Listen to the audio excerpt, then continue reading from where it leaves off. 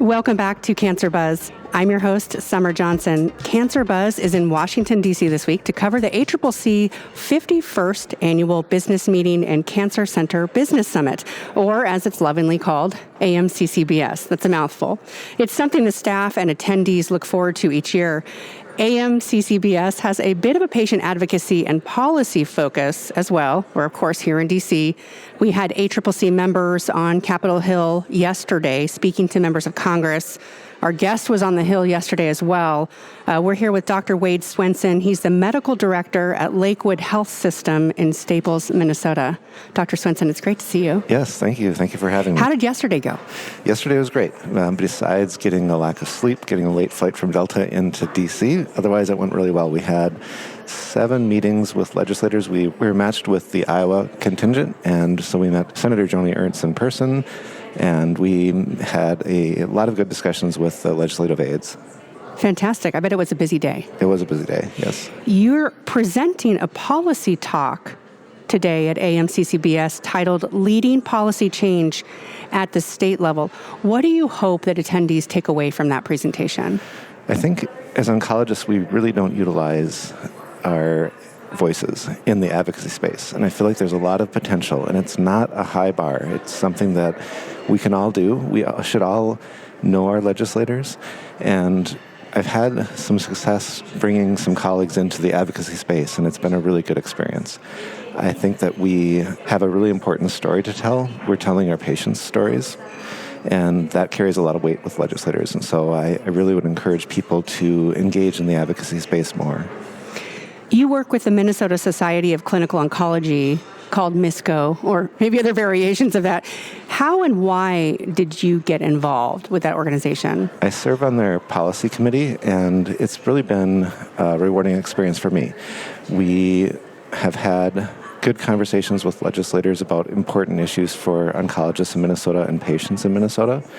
And we just had a day at the Capitol where some of the representatives from the Rural Cancer Institute, which is a nonprofit of mine, along with MINSCO, were on the Capitol and talking about prior authorization and how important it is that legislators are aware of the onerous aspects of prior auth and how it's affecting patients and caregivers and providers.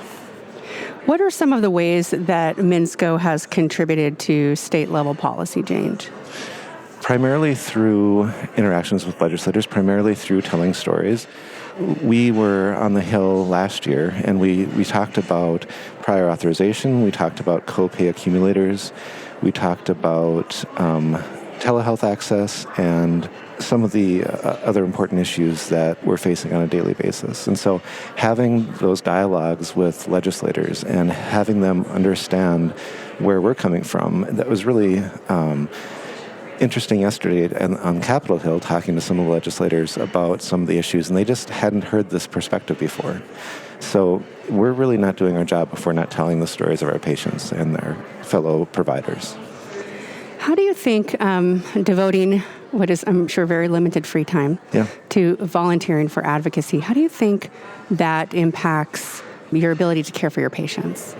I like to look at advocacy from a patient perspective. So instead of necessarily talking about prior auth from the system perspective, I look at it from the patient's perspective. So from the patient's perspective, we meet in the office and we provide a plan of care, and then that plan of care is delayed for 2 weeks. For most patients, that's not a life-altering problem, but for some it is. And so when I'm talking to legislators, that's the perspective I come from.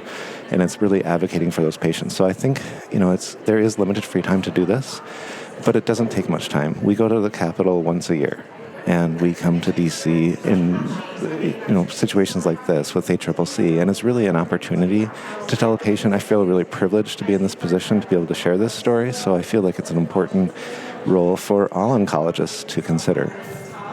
What would you say to someone who is hesitant to get involved in policy because they feel like they don't know enough? I think joining a group that is involved in policy, you will see that this is a really low bar. It's really, you're telling a story. You're the expert. You are sharing your knowledge. And Yes, I think there's a lot of apprehension in doing that, but if you just take that first step, you will see that this is something that's valuable, and it's not a hard thing to do. It's really important. And worthwhile. I can see your passion. Thank you, Dr. Swenson. Follow along on this channel for more this week from DC at the ACCC 51st Annual Meeting and Cancer Center Business Summit. We'll be back later today to share more discussions and learning sessions from AMCCBS. This show is a resource of the Association of Cancer Care Centers.